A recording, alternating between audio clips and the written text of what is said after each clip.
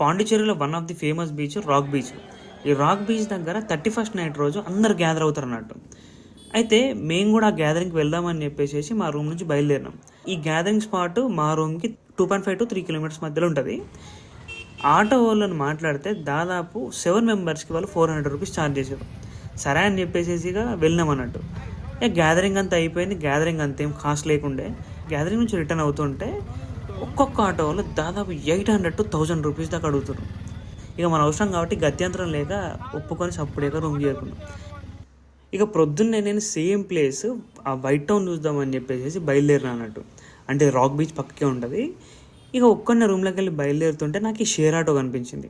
ఈ share auto పాండిచ్చేరిలో ఉన్న major tourist destinations అన్నింటికి తీసుకెళ్తుంది. అలాగే పర్ పర్సన్కి వీళ్ళు 10 రూపీస్ మాత్రమే ఛార్జ్ చేస్తారు. 10 రూపీస్ నుంచి 20 రూపీస్ మధ్యలో ఉంటుంది డిస్టెన్స్ని బట్టి. కాబట్టి మనం వీటిని ప్రిఫర్ చేయడంలో నాకు కొంచెం పర్లేదు అనిపించింది. ఎందుకనంటే సిటీ కొంచెం కంజెస్టెడ్గా ఉంటుంది. జనరల్గా ఇక్కడికి వచ్చిన టూరిస్టులు అందరూ బైక్స్ని రెంట్కి తీసుకుంటున్నారు.